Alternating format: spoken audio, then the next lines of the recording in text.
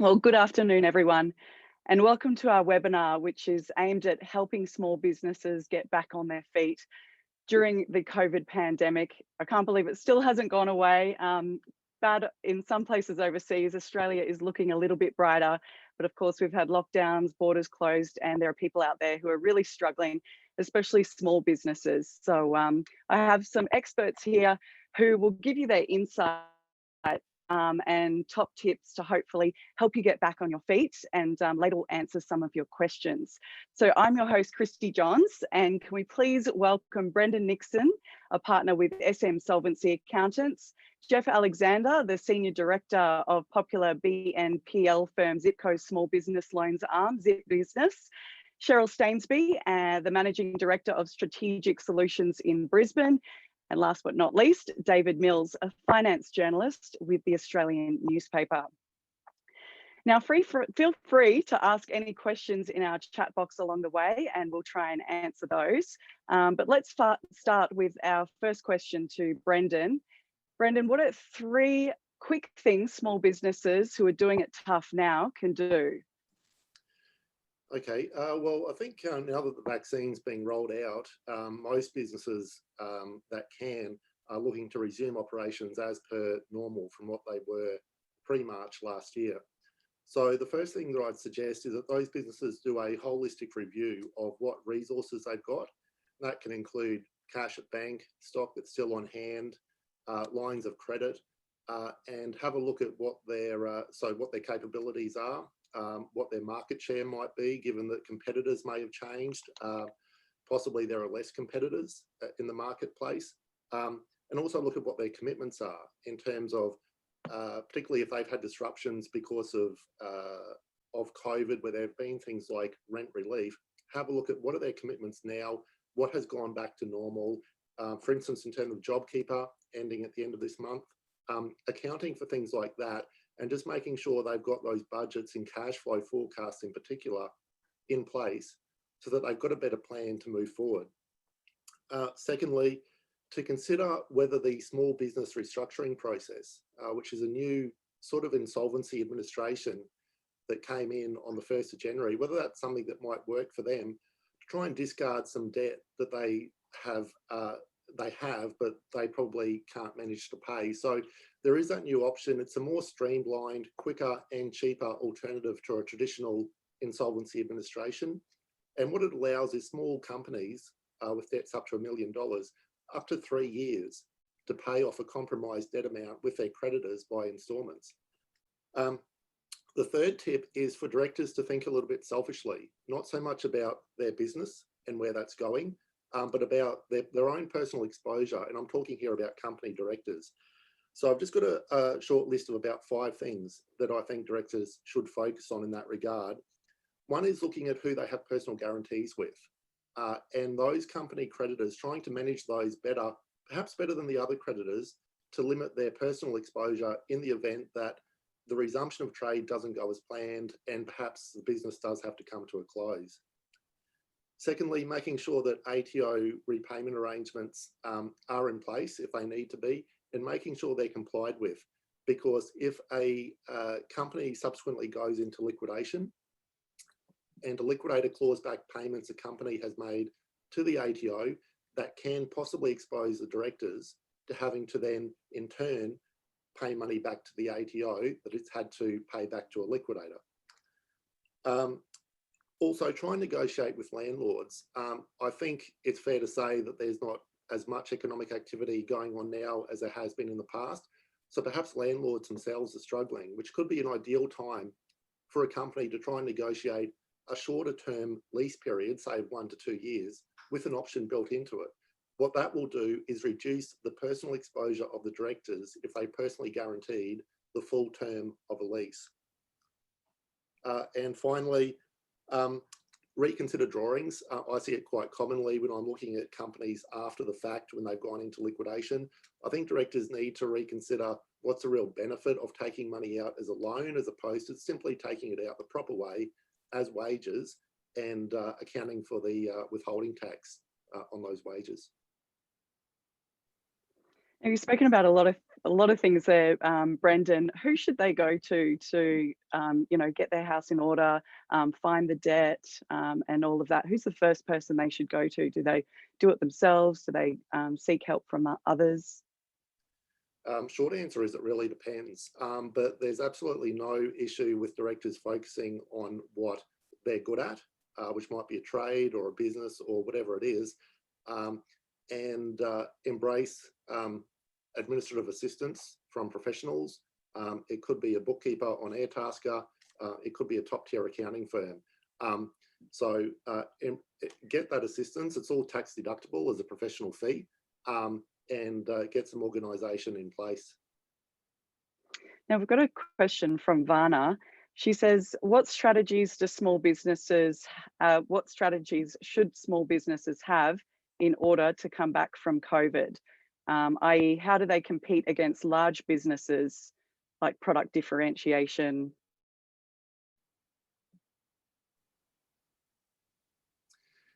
Yeah, well, that's a good question, because as I sort of touched upon, businesses that are going back to normal, for want of a better term, are facing a different landscape, I would imagine, than what things were back in March last year. So competitors may have left the market. There may be disruptions in supply chains. All sorts of things could have changed, and it's really hard to pinpoint exactly what to do because we're talking about a moving feast here. So I think the first thing to do is for a company to look at where it is itself, and the directors to look at what personal exposure they have, because honestly, I think most small business directors would have to admit that if there's ever a time there's been a heightened risk of their companies becoming insolvent and having to enter the world of liquidations, it's probably now. Yeah, thanks, Brendan. It's pretty hard to get back on your feet after being knocked about, especially if you're running a small family business. Now let's go to Cheryl. Cheryl, what's the best way for people to cope with that emotional impact? We've heard some stories in the media about people who are really struggling because of those border closures and lockdowns. How can people cope?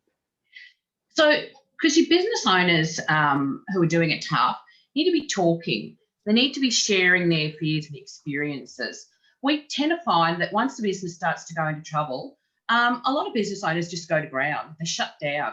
And it's really frustrating for us professionals who are trying to assist them because they're not answering their phone calls, they're not opening mail, they're not responding to their emails. They're depressed. A lot of them become almost catatonic with depression. They drink large amounts.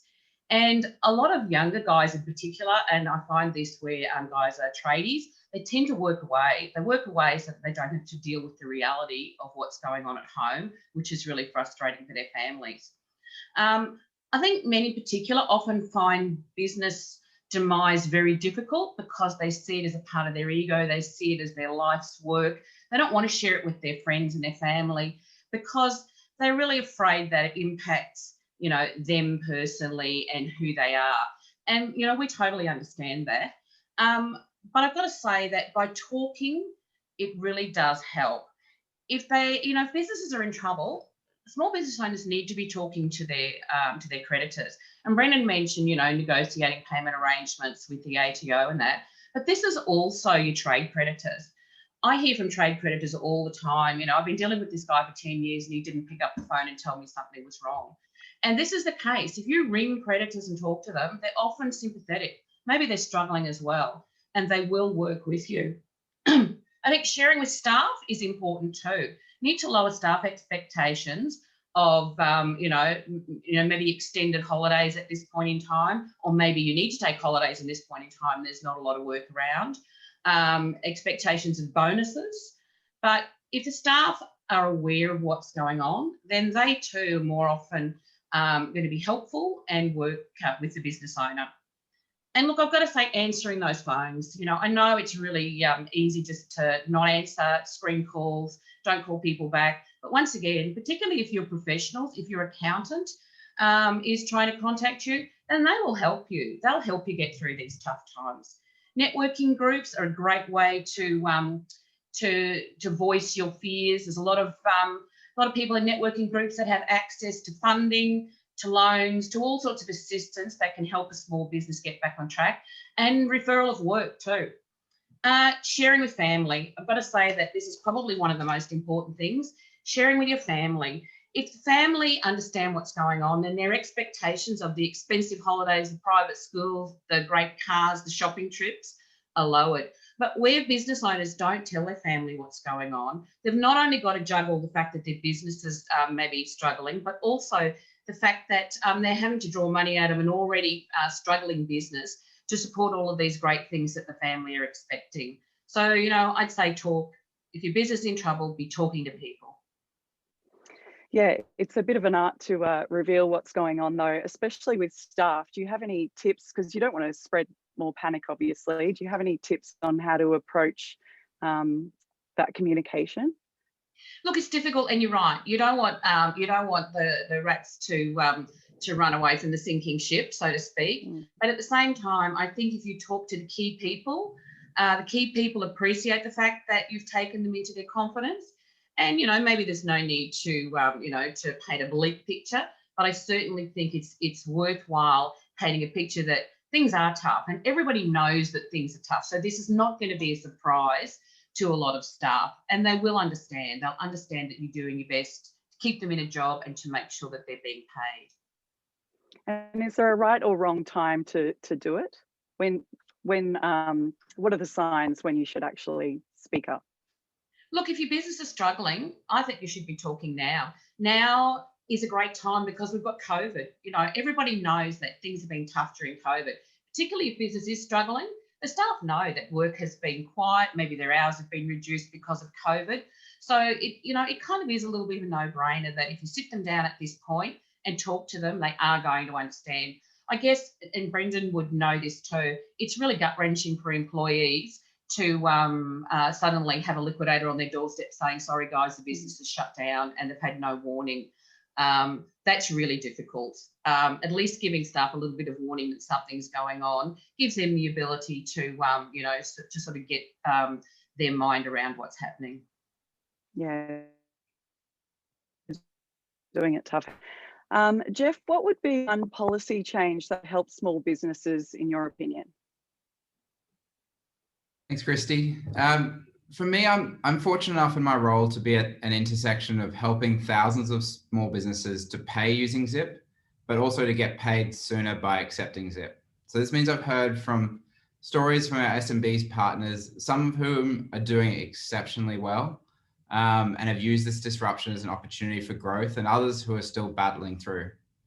We're coming off a period of seeing unprecedented support from the Australian and state governments. But what we're really hearing from small businesses is they want the confidence to invest and unleash their entrepreneurial spirit. Zip Business is a disruptor in our own, and we're coming in and disrupting the SMB financing business. And this gives us the exposure and the ability to talk to these hundreds of SMBs each week. And what I've heard is a patchwork of stories. So using an example from one of our early customers, it demonstrates how some businesses who have been hit by COVID are being forced to pivot.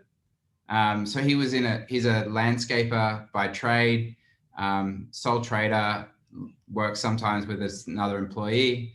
But he saw this opportunity within his business where he could take over a larger share of the jobs he was doing. And so for just a few $100s, he went out, he took the risk, he bought a new welding machine, and that's allowed him to complete more jobs, complete a larger share of the jobs, and grow his revenues and his margins. And this is the true power of what we've seen in small businesses. It's driven by people with a fire in their bellies that respond best when they've got a challenge, when their backs are against the wall. In terms of what that means for policy, it's not one big policy that will make all the change. It requires agile policy thinking from all the levels of government and targeted around how do we create confidence? How do we re-engage small businesses so they have that ability and that confidence to unleash their spirit again, which is what our economy depends upon. That's interesting. Do you have any other examples of people who have transformed themselves during? Yeah, so another example we have a business that is a food truck distributor here in Sydney, and they you know, when COVID first struck and you look at the impacts that could have on people, no one was going out, no one was buying, you know, going to food trucks and shopping at restaurants.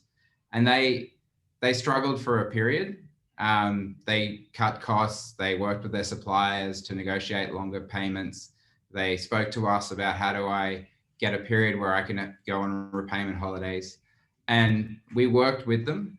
And out of that, they were able to come out stronger, and where they're using where they go for their sites, how they engage with their customers has improved and allowed them to pivot and come out even stronger than when they started.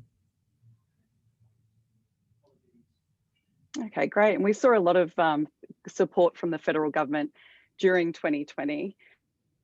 I think the levels of government support now are adequate to continue supporting business, or are there other avenues of support being talked about in the corridors of power? As someone who's not in the corridors of power, I cannot try and guess what's going on in there.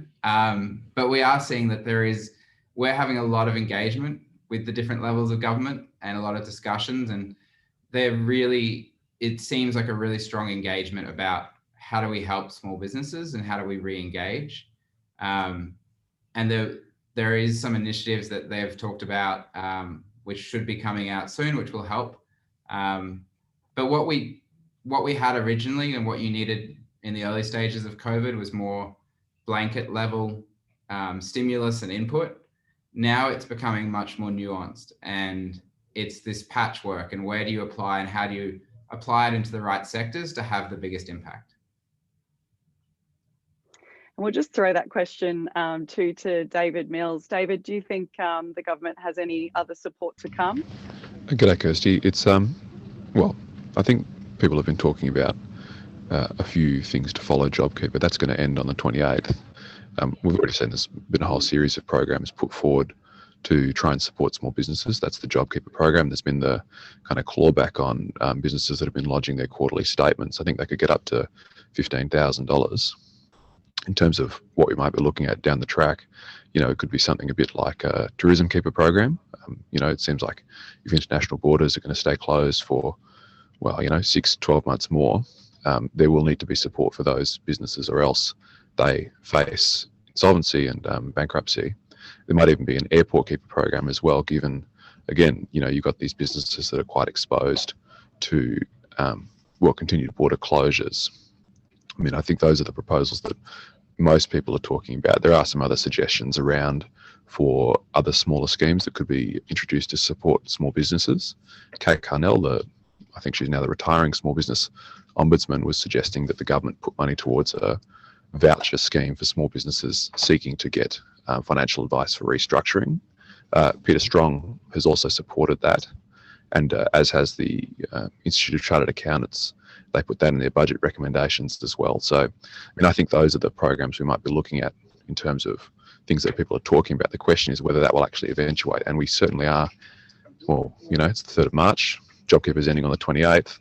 Time is running out if they're going to do anything. Yeah, what do you think? Do you think, in your personal opinion, that those programs will be extended? I mean, the federal government has said, you know, we've given enough. It's time for the states to put their hands in their pockets and give more money.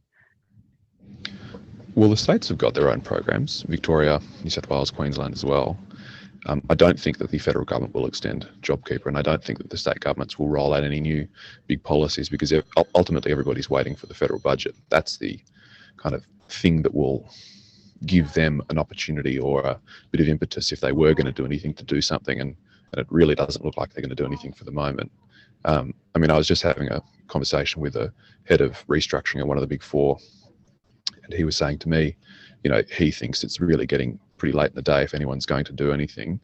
And he's been having conversations with other people at the banks and people in the business, and they're all wondering what's going on and when these programs are going to come forward. I would expect, if there were going to be any announcements about further support packages or programs, to see them in the next 2 weeks. I think, you know, 3 to 4 weeks from now, it'll be too late.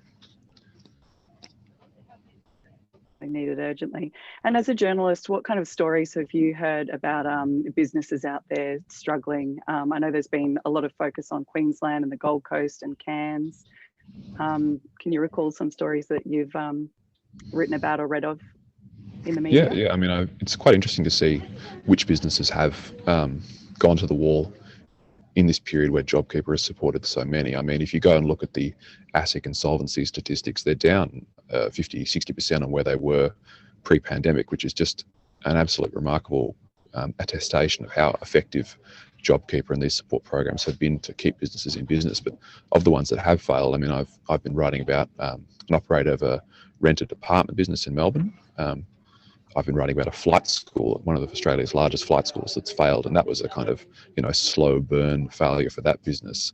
And the thing that has really shocked me as someone who grew up in Melbourne was the collapse of the Grocon construction company. I mean, this is an enormous business. It's a real institution of Australian construction industry. And as someone who grew up in Melbourne, I mean, I'm quite familiar with the Grollos and Grocon. I grew up around the corner from the family compound with the frescoes of John Wayne. And so to see that all come crashing down in a smoking heap with a court case against the New South Wales state government over $270 million missing dollars. It's just remarkable to see the kind of businesses that have actually been claimed by this pandemic. Yeah. Well, that's some great insight there, David. Hopefully we see some more support for struggling businesses, especially in the tourism sector. Now let's go back to Brendan, who runs an online insolvency firm, which makes the whole insolvency process very easy to do. Brendan, do you have any insight on why some small businesses are performing better than others? What are their secrets? I think from a bigger picture perspective, and we deal with a fairly high volume of small businesses that for one reason or another need to use our liquidation or restructuring services, is that what's missing, at least in the months leading up to the point where we get involved, is a lack of organisation. And I can understand why that happens. It's not because these are bad directors necessarily or lacking management skills. It's when resources are lacking that third parties like accountants and bookkeepers and solicitors, they generally tend to get discarded. But it's important to keep that organisation level up, I think right up until the end, one way or another. It's just something to think about when a business is downsizing, because without that level of support, there really is no way that it's going to be able to navigate or sail its way through those troubled waters.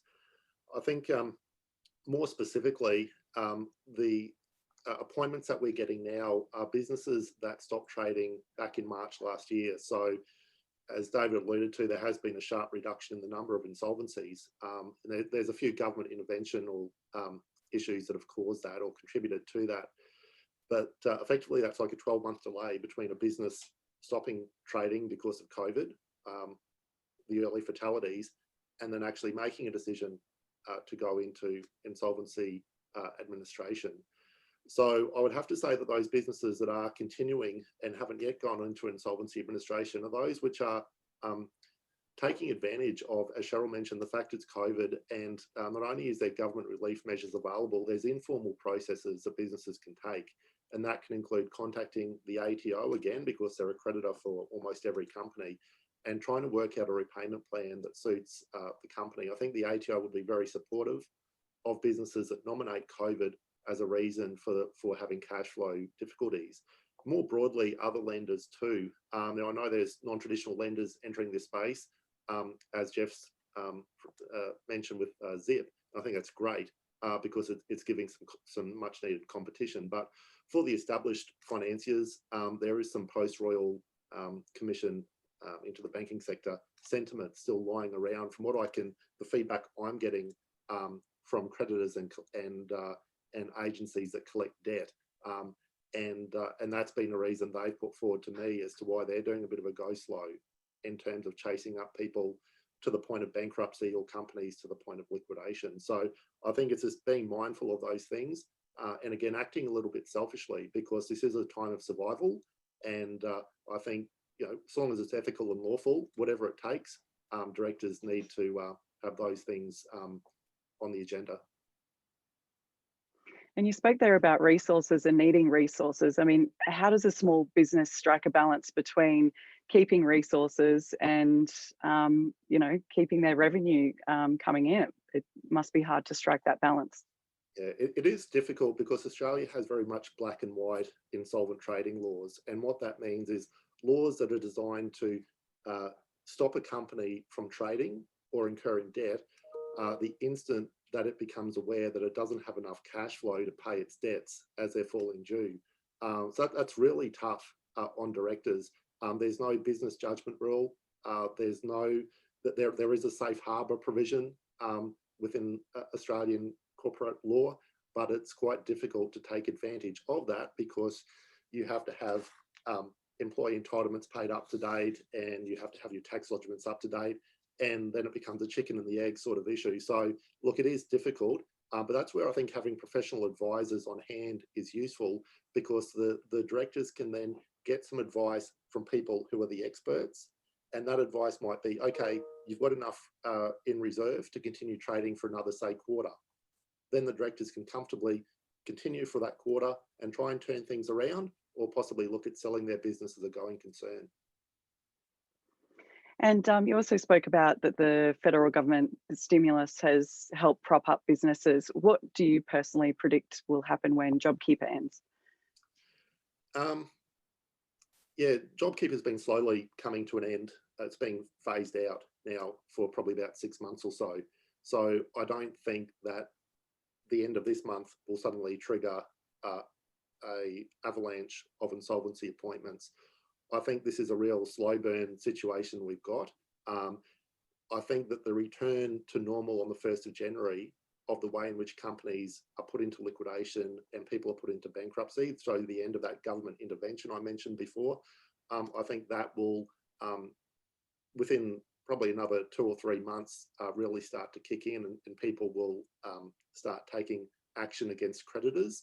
Because I think they'll feel more comfortable doing that because things are returning to normal, and they won't be embarrassed by it. So I think that, plus I think the ATO inevitably having to start collecting revenue for the good of the country, we'll see more demand letters being issued to directors. And I think it's those two things, more so than the end of JobKeeper, that within the next 3 months, we'll see insolvency numbers start to return to normal. As to how high those numbers go, I've got no idea. Interesting insight. Cheryl, we'll go back to you. Do you have any tips on how small businesses can create a positive mindset to try and get back on their feet?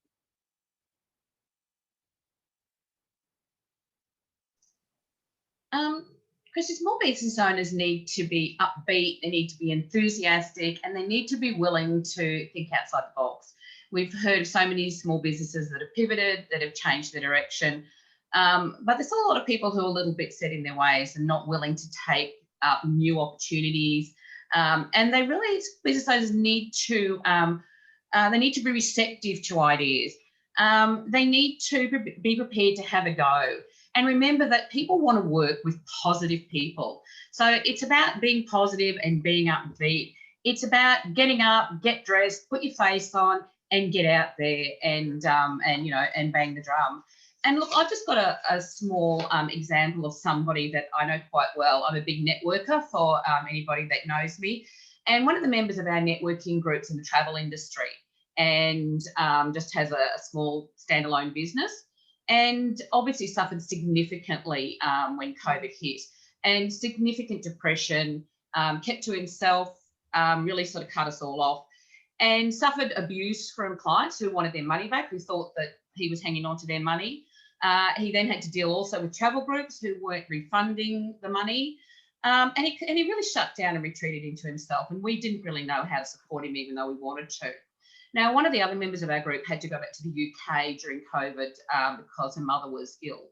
And she reached out to our colleague, and he organised flights for her. And then while she was over there, her flight was cancelled 3 or 4 times when she was coming back. He held her hand through that over the phone, rescheduled the flights for her, did everything. And she sang his praises loudly within the group and encouraged him to come back into the group so that we could support him. Encouraged him to take an active role, educating the rest of us on networking and referral work. And as a result of that, he raised his profile. People are now looking to him for domestic travel, which is not probably on his ideal list of clients, but he's doing it because it's better than nothing. And now he's put himself in a position where he's the go-to. As soon as international travel opens again, we will all use him. So he's a great example of somebody who potentially could have shut himself off, gone onto the bottle and just sort of faded away, but has really made an effort to get out there and really be set and ready and poised for the next phase when things start to happen again.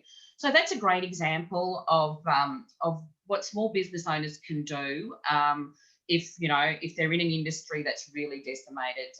Just be positive, get out there, raise your profile, networking, and make sure people know you're there so that you're ready as soon as things start to come back again.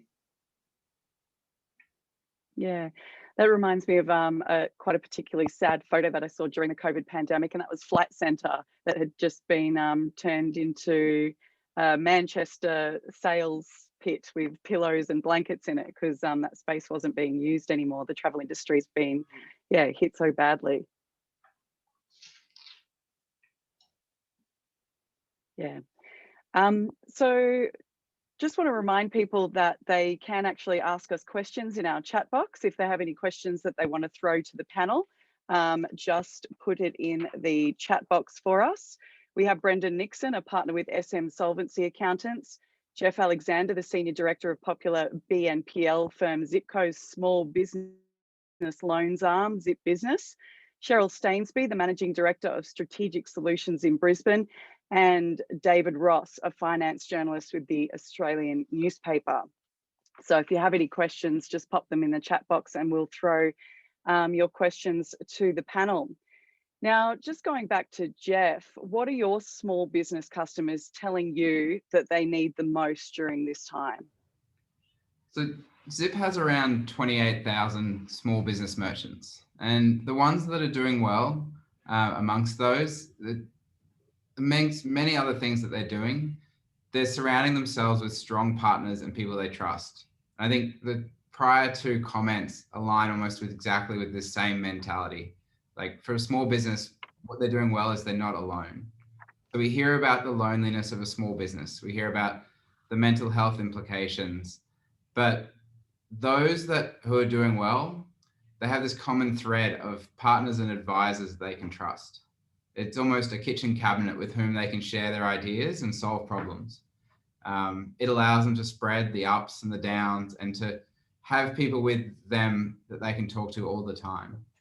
And so for us last week, I had my entire team together and we had multiple sessions of customers coming in. And these are, when I say customers, I just mean they may be Zip customers today, or they may have just been SMBs.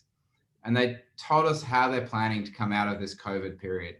And we heard a really consistent theme. And that those with the strong relationships, and relationships is customers, suppliers, and advisors, were in a better place. They lent on their different partners at different times.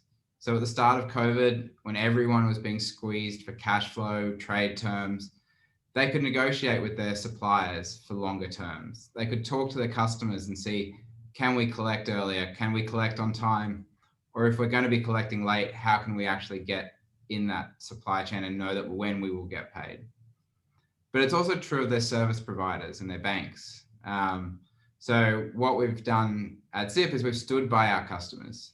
At the peak of it, some of our loan book in terms of customers who were unable to pay and were on hardship was incredibly, beyond any historical norm. But we supported those customers through interest-free, repayment-free holidays. And we're now seeing the returns in that. And if we look at where our arrears and our customers who are under pressure in the SMB side, we're now back down to pre-COVID levels. And so for us, it's this message for small businesses that we're hearing is they're not alone. They want a team around them, and that team is made up of everybody who helps that small business to be a success. I've actually got a question for you from Bruce, who works in property. Are small businesses bouncing back? What do you see? Yes, the answer is we're seeing some who have taken this crisis and turned it into an opportunity.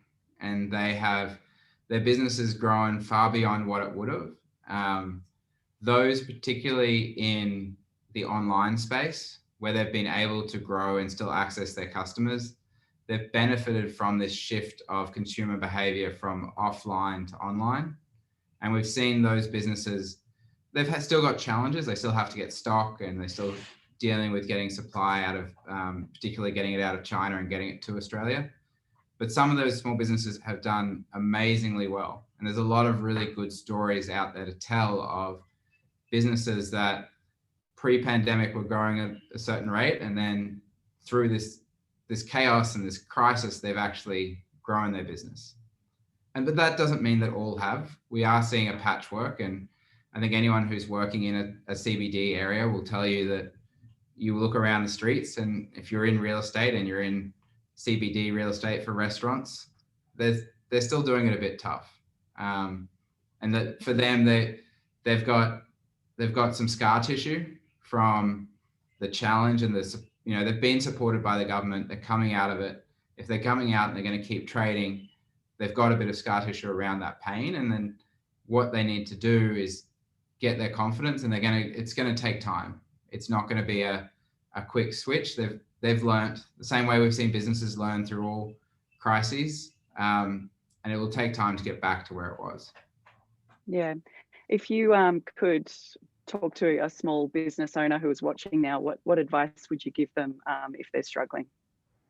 Yeah, I might steal a bit of Cheryl's thunder there. Talk to your network. Talk to your employees. Talk to your customers. Talk to your suppliers. Talk to your advisors. You are one team. You're not alone. People are there to help you. If you have arrangements and debts with your banks or your financial providers, talk to them, engage them. They want to see you succeed. You want to find those who are going to support you in that partnership. And there'd be a lot of help out there at the moment. So we've had a question from Courtney. She wants to know what everyone's thoughts are on the new restructuring laws which came in place on January 1. Will there be a practical place for them, or as Brendan mentioned with Safe Harbour, will the criteria be too restrictive?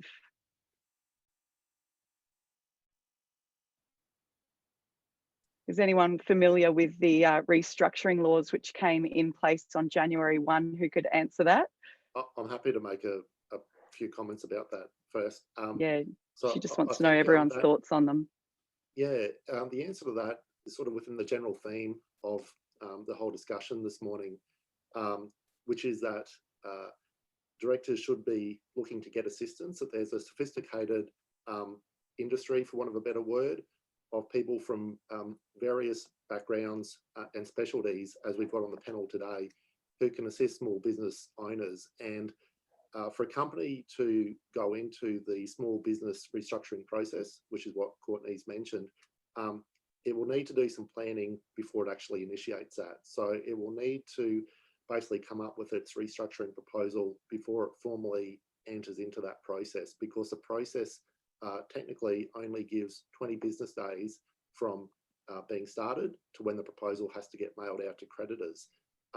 And I think the directors will need to think about how will creditors vote, and which creditors will they like to settle before they put a proposal out, because there's no point putting a proposal out, putting the time and effort into it when there are creditors who, unless they're paid in full, simply won't be voting for it. So there is that flexibility there, and that pre-restructuring work, I think, is necessary.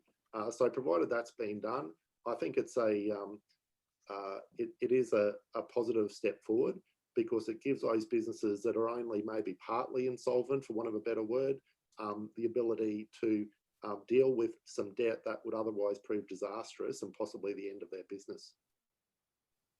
And Brendan, we've got another one from Heidi. You've probably answered this before, but she may have just tuned in. She said, has there been a huge increase in small businesses becoming insolvent? What have you seen? There hasn't been a huge increase. It's been the opposite. And bankruptcy and company insolvency appointments are at 30% of what they've on average been for the past 20 years. The number of companies going into insolvency administration in January this year was 192. and that's the lowest it's been for more than 20 years.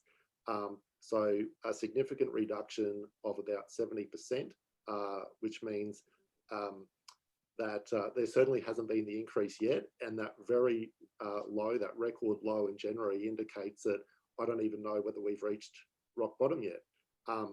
But it's not healthy for the economy longer term, particularly when everyone wants there to be a national economic recovery, because it's in everyone's interest. For there to be a large swathe of companies out there that are insolvent, that shouldn't be incurring debt at law, and that shouldn't be incurring debt because if they're incurring debt and they can't repay it, they're just going to be eventually dragging down the people that they're borrowing from or that they're obtaining credit from. And we call those companies zombie companies. No one knows how many are out there, but I would have to say there's probably be somewhere between 10 to 20,000 easily as of today. Yeah, wow. And you say insolvency is at one of its lowest levels in quite a while. Is that what you expected when COVID hit? No, it wasn't. I think quite simplistically, we thought, well, for one thing, we didn't really know how long COVID would go for, but we thought there would be a high number of appointments of directors essentially acting out of fear. And maybe that was understating the resolve of Australian small businesses, but they haven't reacted out of fear. At the same time, they haven't really been pushed too hard because I think the government had to do something, and it had to act in quite a universal, heavy-handed manner, and it did that, and that's been really effective. But I think 12 months, getting on to 12 months on, that the more nuanced approaches, the more targeted approaches will, and the returning to normal of the way in which creditors can pursue recovering bad debt means that numbers will go back to normal. But there's the level of inquiries are there at the moment, but without there being much pressure on small business owners to actually go forward with a formal insolvency administration, it may be at least another 2 or 3 months, I would say, before things might go back to normal. Interesting. Thank you for that. Now, Cheryl, we'll go back to you. Where can small businesses go for extra help when they're struggling? Look, I think small businesses need to be talking to their professionals. And I just want to add something to what Brendan was just talking about. What I'm seeing is that there are a lot of small business owners who are typically in denial, who are actually have just closed the doors and walked away and have no intention of liquidating their companies. They're just literally letting things hang out there, which is not good either. And there's a lot of consequences of that too. And what we're trying to do, all the professionals in the industry, are to try and get these people to talk to us, to understand the steps that they need to be taking, even if they can't afford to put their companies into liquidation, how to shut these businesses down properly without leaving themselves too open. But I really think that people need to be talking to insolvency practitioners. They need to be talking to advisors like myself, bookkeepers, accountants, who can steer them in the direction of professionals who actually know how to manage these issues. We can point people in the direction of people who can provide finance, who can provide turnaround. But we also want to be talking to people who've just shut their doors and who've walked away, because there's a massive implication on the economy for those businesses as well. And just to David, are experts actually predicting a wave of insolvencies, or can we get back from the brink? I mean, Brendan did touch on that a little bit. Well, it's interesting What's because your opinion? people talked about JobKeeper as the bridge to get us from one side to the other of this pandemic chasm, and it kind of seems like it's worked. If you look at the insolvency numbers, it's just remarkable. And Brendan made the point that you would have thought you'd have started to see some of this changes as of January 1 ticking through to these numbers, but they're just not there. So the question is, why is that happening? And I think the zombie companies thing is very salient as a point. And there's something else that I've really been thinking about, which is the kind of waves the insolvencies may flow through in, which is, your kind of cafes, kebab places or whatever, and then it would move up the chain towards your suppliers and beyond. But we really just aren't seeing it. I know that there are a lot of empty shops out there, and it seems like a lot of those businesses just haven't even gone through the kind of formal process of insolvencies. So this wave, this tsunami or tidal wave, it just isn't really showing up in the numbers, and it's kind of perplexing me and perplexing a lot of other people in this space. I mean, the shortfall last year was so great that I've spoken to people who work in the insolvency space that had to go onto JobKeeper. They didn't have enough work because so few businesses are going out of business. It's just incredible. Yeah, it really shows how much the government's been helping to prop them up. David, last week the insurance industry launched a court case around business interruption insurance. Will the outcome of this case have a significant impact on small businesses?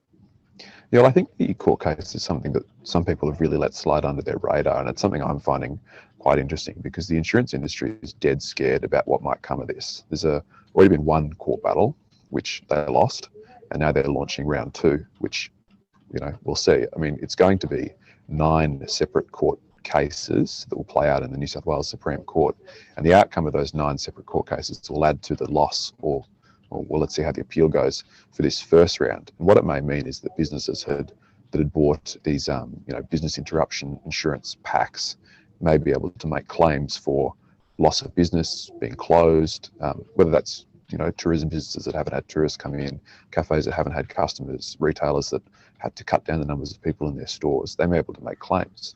And these claims could be huge. They could be $250,000 up to $500,000, $600,000 for each business. And then there'll be added damages on top of that because of the delays in actually processing these claims.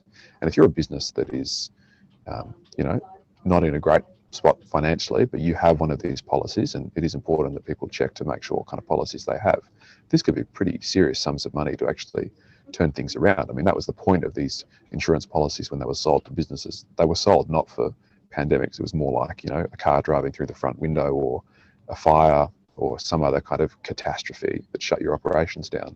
But they were always meant to bring businesses back from the brink. And the outcome of this court case in New South Wales will really open some doors if they go the way of the insured businesses. So when is that court case happening? Can you give us a bit of a background on?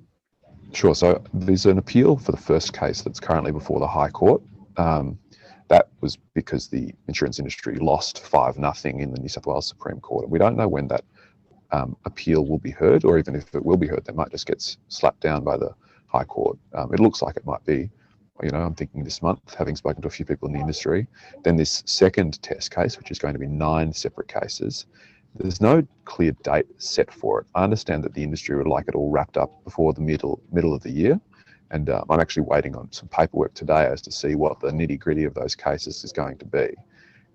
Given they're playing out as 9 separate cases, it may mean that they're resolved a bit quicker than if it was kind of one big omnibus case, which is the way that it was done in the United Kingdom, as they've had a similar kind of court battle, which businesses that had these policies actually won.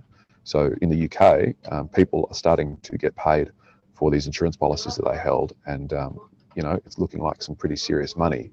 The big insurance businesses in Australia, they've set aside billions and billions of dollars to cover these claims. Interesting. So everyone needs to check if they have business interruption insurance then. Yeah, a lot of businesses will have these policies.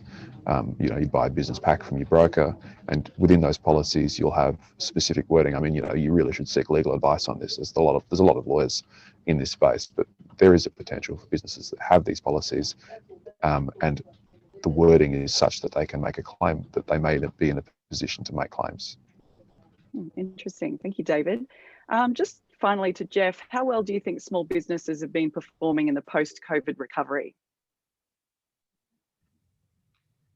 I think I've touched a little bit on it, but it's inconsistent. I think we've seen on Zip, a leading up to Christmas, we saw our busiest trading periods, and we saw a huge shift around online spend, but in-store was starting to come back a little bit. And so there's some real positive elements there. And we saw more merchants or SMBs applying to accept Zip than we've ever seen in any prior months. And so we know that small businesses are out there wanting to grow. They're wanting sales. They're wanting to get their businesses back on track. And so we're seeing those that are in the right spots, in the right industries, they're booming. And those who are hanging on, they're doing everything they can. They're using the government allowances and they're keeping on going as best a small business can. And so it is going to be inconsistent. You know, what someone sees up in Cairns is going to be different to what someone sees in Byron Bay to someone who sees in Sydney. And so for us, as we look and we work with our business, every small business, we look at them individually and we say, how are they going? Where are they placed? And how are we best placed to assist them? And do you think that government supports hindered the businesses or helped them?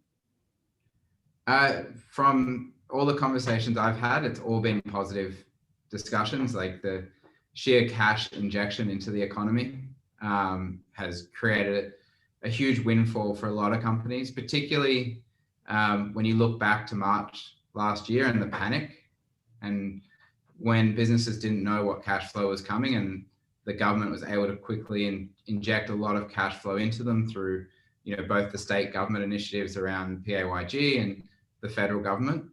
That allowed businesses to build up cash buffers. And then those cash buffers have helped them, either they've gone and invested it or they've used it to get through this period now where we've still had uncertainty. Okay, well, I think that's all that we have time for today. Thank you so much for sharing your secrets to help small businesses who are struggling through COVID. Hopefully the people out there got some good tips from that and are feeling a bit more positive about their businesses. Thank you very much to our expert panel, Brendan, Cheryl, Jeff, and David. And thank you so much to all the viewers who joined us. Take care. Thank you. Thanks all.